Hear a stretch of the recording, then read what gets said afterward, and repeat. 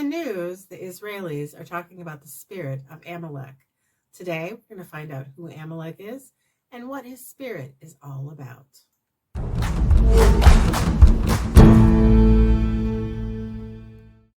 When the Israelites first left Egypt, they came to Mount Horeb. And Mount Horeb, many scholars believe, was located in Midian, which today is northern Saudi Arabia. And when they got there, they were tired and they were thirsty, and there was no good water in the area for them to drink. And so Moses prayed to God, and God told Moses, hit rock with your staff and water will flow out from the rock. And so Moses did, and water flowed out from the rock, and one crisis was solved. And you read about that in Exodus 17. But by the time you get down to verse 8, you realize they have another big problem, because it says, then came Amalek and fought with Israel in Rephidim. Now, who was Amalek? Amalek was a grandson of Esau. And if you remember, Esau and Jacob were brothers. And what Jacob had a big family, and his family went down to Egypt and stayed for a while. And in the meantime, Esau's family had taken over the territory of the Horites, which would have been just south of the Dead Sea and over stretching on the east side of what was today Israel, in what would today be Jordan. And Esau's son, Eliphaz, took one of the Horite women as a concubine, and he had a son with her, and they named that son Amalek. And so Amalek was half Horite on his mother's side and half Hebrew on his father's side. And so Amalek became a tribal chieftain. He was a nomad, and he lived in the region just below his grandfather. And his area spread from the Sinai all the way over into Saudi Arabia and up into Jordan. So he roamed this southern area. And when he fought against and attacked the Israelites, Moses told Joshua to go fight him. And this is the battle where when Moses held up his staff above his head, then the battle went well for the Israelites. And when he got tired and would drop his arms, then the battle would go in favor of the Amalekites. And so Joshua ended up winning that war. And God instructed Moses to record the happenings of that battle in a book and rehearse it in the ears of Joshua. And God told Moses, he said, for I will utterly put out the remembrance of Amalek from under heaven. Now, why put out the remembrance? That's pretty harsh. That means wipe him out, right? Well, we find out the rest of the story in Deuteronomy 25. It says, remember what Amalek did to you along the way when you came out of Egypt, how he met you along the way and attacked among you all the stragglers at your rear when you were faint and weary, and he did not fear God. Now, on this long journey, who would have been the stragglers at the rear who were faint and weary? They would have been the elderly. They would have been the little children, the pregnant women, the mothers with babies. And so these were the ones that Amalek attacked. He didn't attack the men who were battle ready. He attacked the rear of this column. And this is what he had: old people, pregnant women, babies. This is who he attacked, the weakest, the most vulnerable. And so God had made a promise to Abraham in Genesis 12:3 to protect him. And that promise went to all his descendants.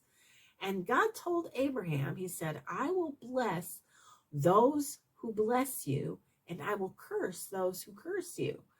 And so we see that as the nation, as Israel became a nation, that promise extended to the nation.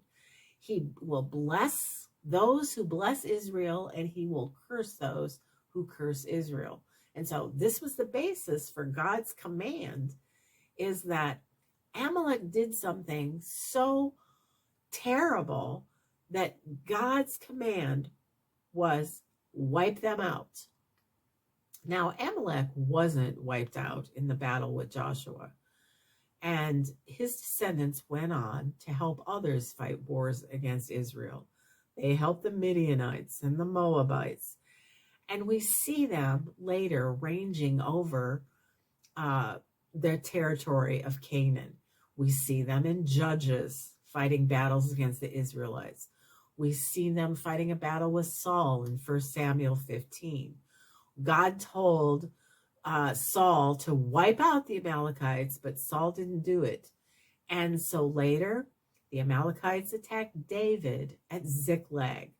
And in this account, David left his wives, his children, and his soldiers' wives and children at Ziklag.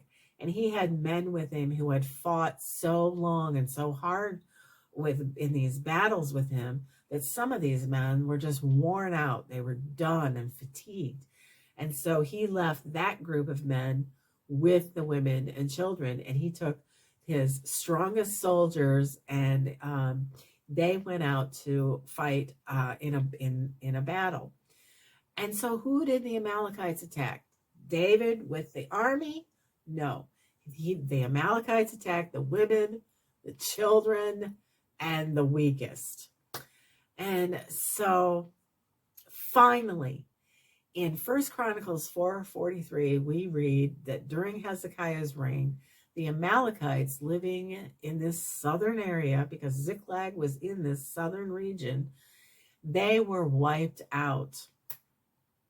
But later, we know that some of the Amalekites, obviously, some of them were scattered through Canaan. And later, during the Persian Empire, we meet, in the book of Esther, we meet Haman, who was a descendant of an Amalekite king named Agag.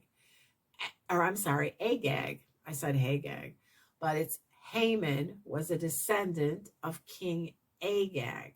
And Haman was also an enemy of the Israelites.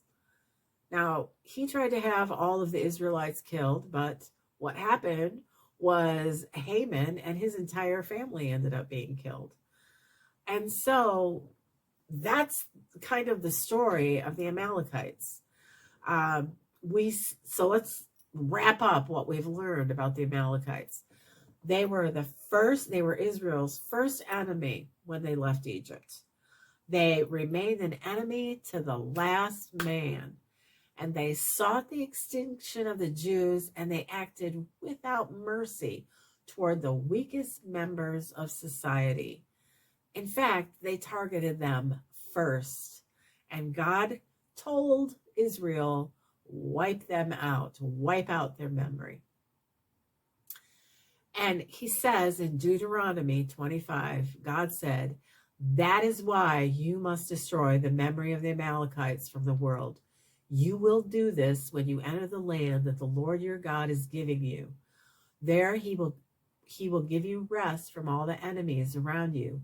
But do not forget to destroy the Amalekites. So this is what Israel is referencing when they say the spirit of Amalek. It's like the character of Amalek. What's happening in Israel in October 2023 is they consider it the spirit of Amalek, because what's happening is it reminds them of what Amalek did, his character. He attacked the weakest. He sought to annihilate. They sought to annihilate all the Jews, and they were enemies down to just the last man. Always an enemy, no matter what. So that's the spirit of Amalek. Amalek was half Horite, half Hebrew, and his character was evil. As a footnote to what we're learning about Amalek, I just wanted to let you know the Amalekites, the people that we're discussing in Exodus and Deuteronomy, are descended from Esau. But Scholars note that the Amalekites are also mentioned in Genesis 14, fighting a battle with Chedorlaomer before Esau is ever born. So these Amalekites, they were not the same Amalekites that we're talking about in Exodus and Deuteronomy. So were the Amalekites in Genesis Horites? Amalek is not a Hebrew name. So is the name Horite? Or did the writer of Genesis use the word Amalekite so that his readers would understand the region that he's talking about? This is kind of like I'm referring to Saudi Arabia and Jordan so that you know the region that I'm talking about. Anyway, archaeologists may have found Ziklag at Khirbet el-Rai in southern Israel, kind of northeast of Gaza. And one of the discoveries is the name Jerubbaal, which is in Judges 6:31 and 32, referring to Gideon at the time that he was fighting a battle with the Amalekites and the Midianites, and they were raiding Israel. So maybe we'll find out more about the Amalekites. But that's all I have for you today. Thank you for listening, and I'll see you in the next video.